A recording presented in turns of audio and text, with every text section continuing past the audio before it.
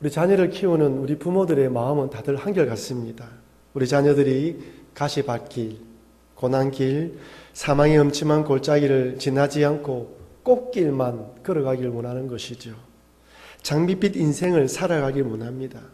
만약 자녀들의 앞길에 고난과 역경이 찾아오면 대부분의 부모님들은 그 역경을 우리 부모들이 대신 짊어지기를 원합니다.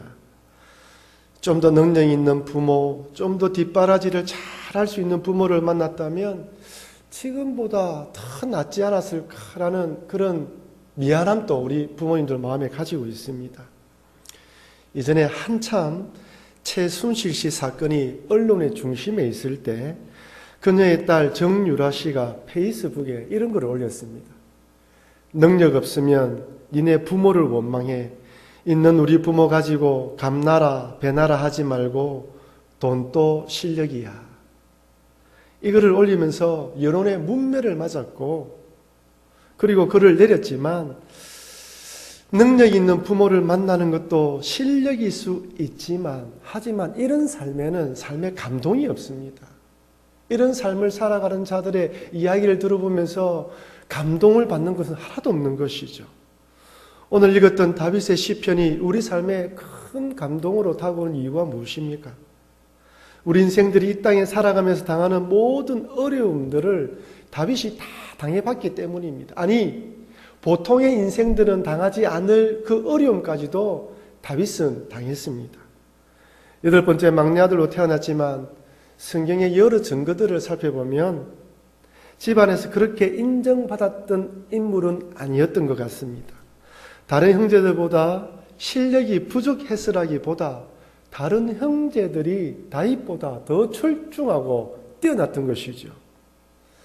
사무엘 선지자가 사울 왕을 대신해서 새로운 왕을 선출하기 위해 이새 집에 도착했을 때 이새의 장자 엘리압을 보고 사무엘 선지자가 여호와의 기름 부으실 자가 여기 있도다라고 마음속에 이런 말을 했습니다.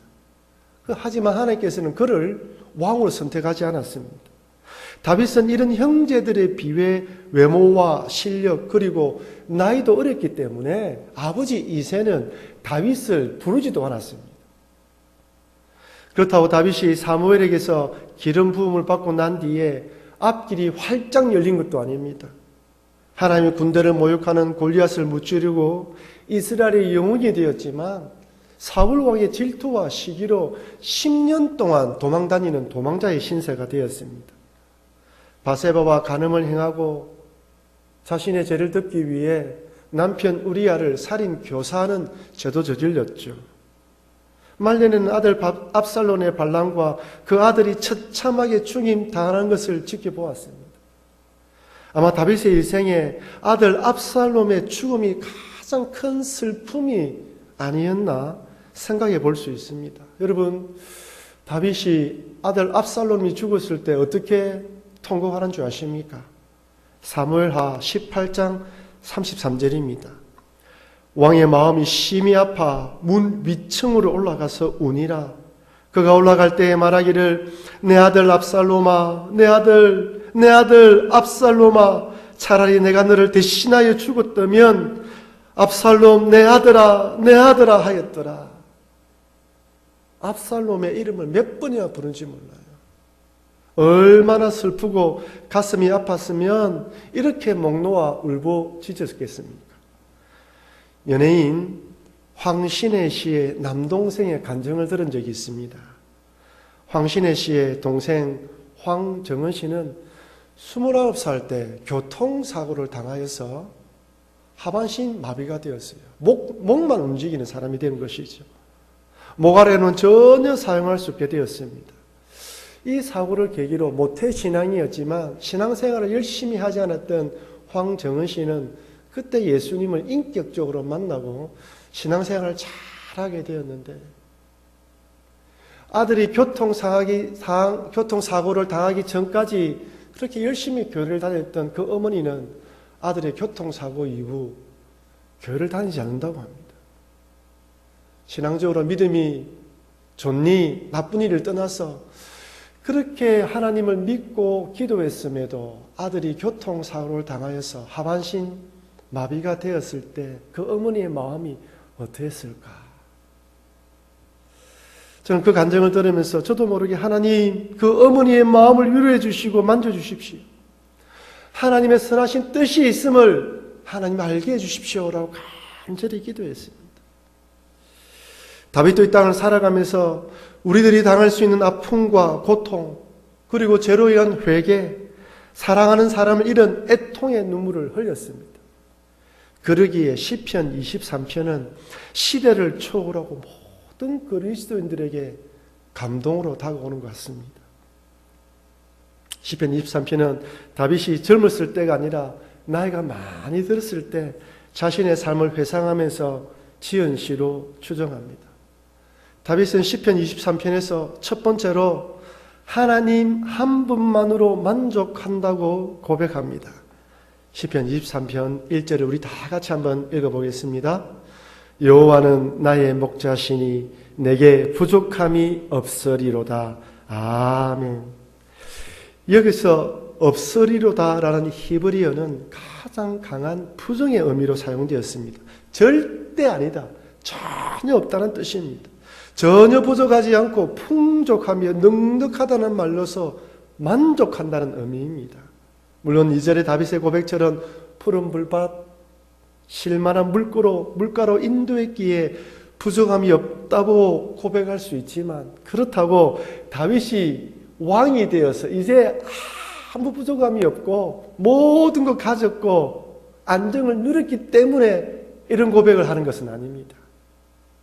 어떠한 상황과 환경 속에서도 여호와 하나님이 나의 목자가 되기 때문에 만족하겠다고 고백한 것입니다.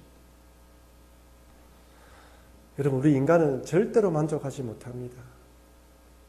인간의 야망과 욕망은 끝이 없습니다. 여러분, 우리 인간의 야망과 욕망의 끝자리 어딜까요? 바로 왕입니다. 왕이란 자리는 권력과 부, 명예를 누리는 자리입니다. 하지만 한 나라의 왕이 되었다고 다 만족할까요? 아닙니다. 한 나라의 왕이 되면 그 다음에는 전 세계를 다스리는 왕이 되고 싶습니다. 전 세계를 상대로 전쟁을 벌이는 것이죠. 그렇다면 전 세계를 다스리는 왕이 된다면 만족할까요? 그 다음에는 온 우주와 싸워서 온 우주를 다스리는 왕이 되려고 할 것입니다. 절대 만족하지 못하고 폭주기관차처럼 달려갑니다. 하지만 그들의 끝이 어떻습니까? 2차 세계대전을 일으켰던 히틀러는 결국 자살로 삶을 마감합니다. 인도까지 진출한 알렉산더 대왕은 질병에 걸려서 객사했습니다. 근데 여호와 하나님께서 나의 목자가 된다는 사실을 알게 되면 나의 상황과 여건에 상관없이 만족하게 됩니다. 여호와가 나의 목자, 내 삶의 인도자가 된다는 것을 알고 신뢰하게 되면 높은 자리에 올라가도 교만하지 않고 부족함이 없다고 고백하게 되는 것이죠.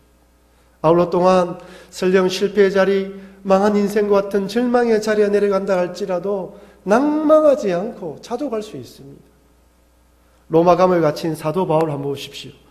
빌립보서에서 이렇게 고백합니다. 빌립보서 4장 11절 13절 말씀 우리 같이 읽겠습니다. 내가 궁핍함으로 말하는 것이 아니니라. 어떠한 형편에든지 나는 자족하기를 배웠노니 나는 비천에 처할 줄도 알고 풍부에 처할 줄도 알아. 모든 일 곧 배부름과 배고픔과 풍부와 궁핍에도 처할 줄 아는 일체의 비결을 배웠노라. 내게 능력 주시는 자 안에서 내가 모든 것을 할 수 있느니라. 아멘. 내가 자족하기를 배웠노라. 여러분, 바울은 사회적으로 범죄를 저질렀기 때문에 감옥에 갇힌 것이 아닙니다. 세 차례의 선교 여행을 끝내고 예루살렘에 선교 보고를 하고 각 이방 교회에서 거둬들인 연보를 전달하기 위해서 예루살렘을 방문했고 유대인들의 폭동으로 인하여 로마 황제에게 상소하면서 이렇게 로마 감옥에 갇히게 되었습니다. 얼마든지 억울한 옥살이를 하고 있다고 원망할 수 있는 것이죠. 근데 바울은 오늘 본문에서 자족하기를 배웠다고 고백합니다. 왜 그렇습니까? 삶을 인도하시는 여호와 하나님을 목자로 삼았기 때문에, 그럼에도 하나님의 뜻이 있음을 믿음으로 고백했기 때문입니다. 여러분, 그렇다고 바울이 감옥이란 상황을 좋아했다는 것이 아닙니다. 견디기 힘들지만 하나님의 뜻이 있다고 믿고 내게 능력 주시는 자 안에서 자족하기를 배웠다는 거예요. 그래서 바울은 디모데에게도 자족하라고 권면합니다. 디모데전서 6장 6절에서 8절입니다. 그러나 자족하는 마음이 있으면 경건은 큰 이익이 되느니라. 우리가 세상에 아무것도 가지고 온 것이 없음에 또한 아무것도 가지고 가지 못하리니 우리가 먹을 것과 입을 것이 있은즉 족한 줄로 알 것이니라. 아멘입니다. 자족하는 마음이 있으면 경건에 큰 도움이 됩니다. 현재 있는 것에 족할 줄 알고 감사하는 것이죠. 어떤 자리에 있든지 그것이 하나님께서 보낸 것으로 믿고 자족하라는 것입니다.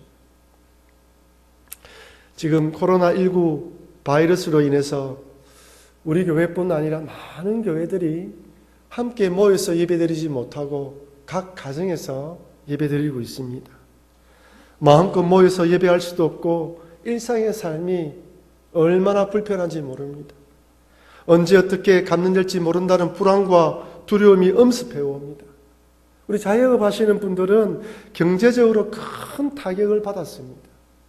직장인도 마찬가지입니다. 회사가 어려워지면 명예퇴직 또한 여러 가지 일들로 정리해고될 수도 있습니다. 들려오는 소리는 긍정적인 소리보다 불안한 소리, 부정적인 소리들이 많습니다. 결코 만족하거나 자족할 수 없는 상황입니다. 하지만 이때라도 여호와가 나의 목자가 됨으로 부족함이 없다고 고백했던 다윗처럼, 비록 감옥에 갇혀 있지만 내게 능력 주시는 자 안에서 내가 모든 것을 할 수 있다면서 자족했던 바울처럼, 비록 이런 어려운 상황에 처해 있다 할지라도 불안과 두려움 가운데 사로잡히는 것이 아니라 목자 되신 여호와 하나님으로 부족함이 없고 자족하며 만족하겠다고 결단하시는 여러분과 제가 되길 주의 이름으로 축원합니다. 두 번째는 여호와는 내 편이라고 고백합니다. 시편 23편 4절 말씀을 우리 다 같이 한번 읽어보겠습니다. 내가 사망의 음침한 골짜기로 다닐지라도 해를 두려워하지 않을 것은 주께서 나와 함께 하심이라. 주의 지팡이와 막대기가 나를 안위하시나이다. 아멘. 여호와께서 우리의 목자가 되시지만 때론 사망의 음침한 골짜기를 다닐 때도 있습니다. 예수님을 믿는다고 만사형통하거나 코로나 바이러스에 걸리지 않는 것도 아닙니다. 때로 힘들고 어려운 일을 만나기도 합니다. 다윗이 살던 팔레스타인은 목초가 풍부한 곳이 아닙니다. 목초지보다 사막 지역이 더 많습니다. 곳곳에 사나운 맹수가 도사리기에 양들을 목초지로 이동시키기 위해서는 때론 먼 길로 우회해서 가야 할 때도 있습니다. 또한 험한 지역을 통과해야 되는 것이죠. 이처럼 목자이신 하나님께서도 다윗을, 우리 인생을 인도할 때 때로는 사망의 음침한 골짜기로 인도하실 때도 있습니다. 다윗은 사울왕에 쫓겨다니는 사망의 음침한 골짜기를 지나야 했습니다.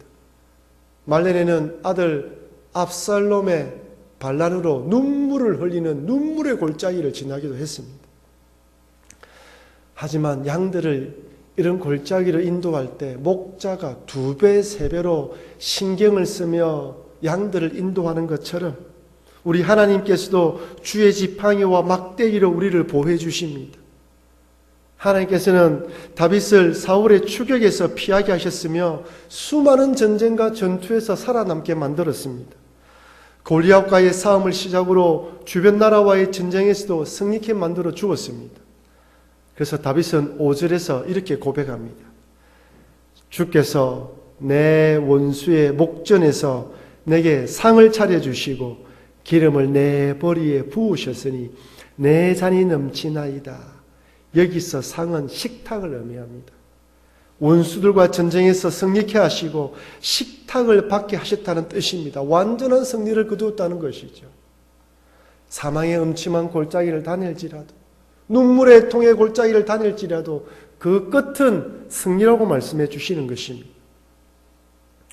다윗은 시편 124편에서 하나님에 대해서 이렇게 고백합니다.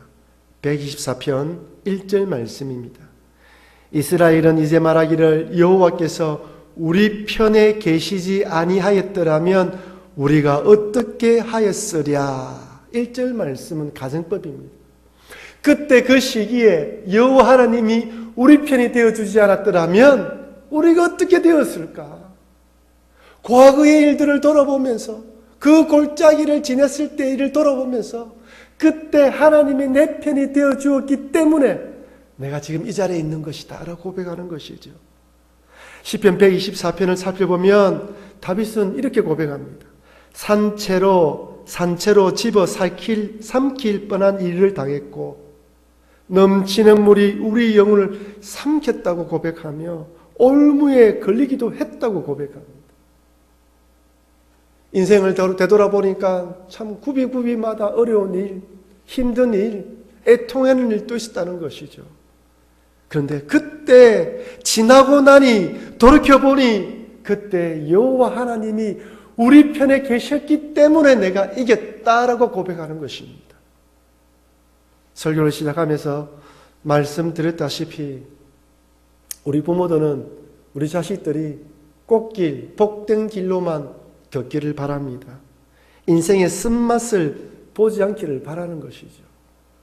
하지만 우리 앞에 눈물 흘리는 길, 사망의 음침한 골짜기, 쓴맛을 겪지 않으면 절대로 겸손할 수 없고 여호와의 막대기와 지팡이가 나를 안위했다는 고백을 할 수가 없습니다.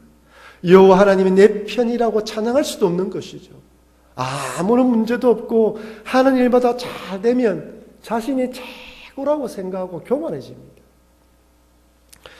지금 온 나라, 아니 전 세계를 불안하게 만드는 코로나 바이러스를 통해 받는 교훈이 무엇입니까? 아무리 우리 인간들이 행정적으로 잘 통제하고 최첨단의 의료시설을 갖췄다 할지라도 바이러스를 막을 수 없다는 것입니다. 질병을 치료하는 치료학과 최첨단 의료장비와 심지어 인공장기를 개발하여 생명영양 정도가 아니라 영원히 죽지 않을 신처럼 될 수 있다라고 교만하게 생각하고 착각에 빠지는 인간들에게 너희들은 아무것도 아니라는 메시지를 하나님께서 우리에게 던지는 것입니다. 세상 사람들은 하나님 없이 잘 살 수 있는 세상을 꿈꾸지만 세계 곳곳에서 일어나는 자연재앙과 천재지변을 보면 하나님 없이 잘 살 수 없다는 것을 깨닫게 됩니다. 세상은 하나님부터 홀로 쓰기 하며 독립해도 얼마든지 괜찮다고 말하지만 지금 일어나는 일들을 바라보면 여호와 하나님이 내 편이 되어주지 않으면, 아니 하나님께 더 가까이 가고 기도하고 붙들지 않으면 안 된다고 우리에게 교훈해 주십니다. 그러니 코로나 바이러스로 불안한 이 시점에 더욱더 겸손한 마음으로 여호와를 의지하시는 여러분과 제가 되길 바랍니다. 비록 사망의 엄침한 골짜기를 다닐지라도 주의 지팡이와 막대기로 안위하실 하나님, 내 편이 되어주실 하나님을 의지하시는 여러분과 제가 되길 주의 이름으로 축원합니다. 마지막 세 번째로 다윗은 여호와의 집을 사모한다고 고백합니다. 시편 23편 6절 말씀입니다. 내 평생에 선하심과 인자하심이 반드시 나를 따르리니 내가 여호와의 집에 영원히 살리로다. 아멘. 여기서 선하심이라는 히브리의 뜻은 토부인데 창세기 1장에 하나님께서 천지를 창조하신 후 보시기에 좋았더라라고 할 때 그 좋았다라는 히브리어와 동일합니다. 그리고 인자하심은 히브리어로 헤세드로서 하나님의 택한 자들에게 주시는 변함없는 사랑을 말합니다. 다윗은 자신에게 일어난 모든 일에 하나님의 선하심과 인자하신 뜻이 있었음을 믿었습니다. 좋든 싫든 기쁘든 힘들든 그 모든 일에 하나님의 선한 목적이 있었음을 인정한 것이죠. 그러기에 여호와 하나님 집에 영원히 살겠다고 고백한 것입니다. 여기서 여호와 집이라는 뜻은 첫 번째 의미로는 하나님의 언약궤를 둔 성소를 말합니다. 이렇게 선하심과 인자하심을 베푼 하나님을 평생 예배하겠다는 것이죠. 그 하나님만 섬기겠다는 뜻입니다. 하나님의 은혜를 깨달은 자, 하나님의 구원을 발견한 자는 평생 하나님만 섬기며 예배하며 살아갈 수밖에 없습니다. 주일에 정해진 시간에 정해진 장소에서 모여서 예배할 뿐 아니라 개인적으로 여러분이 서 있는 그 장소에서 예배하는 자의 자세로 살아가게 됩니다. 그리고 여호와의 집이라는 두 번째 의미로는 하나님 나라에서 영원히 살겠다는 고백입니다. 이 땅에서 하나님께 예배드리는 인생으로 살다가 이 땅을 떠나 천국의 여호와 하나님 집에서 안식을 누리며 영원히 예배드리는 인생으로 살겠다는 결단입니다. 사랑하는 성도 여러분, 우리가 이 땅을 살아가다 보면 부유할 때도 있고 가난할 때도 있으며 좋을 때도 있고 눈물 흘릴 때도 있습니다. 코로나 바이러스로 인해서 고통당할 수도 있습니다. 우리의 상황들은 봄, 여름, 가을, 겨울처럼 늘 변합니다. 하지만 이런 상황 속에서도 여호와 하나님이 나의 목자이기 때문에 부족함이 없다고 고백하시면서 자족하시를 배우시기를 바랍니다. 아울러 또한 코로나 바이러스 같은 사망의 음침한 골짜기를 지난다 할지라도 여호와 하나님께서 나의 편이 되어 주사 주의 지팡이와 막대기로 아니하신다는 사실을 잊지 마시길 바랍니다.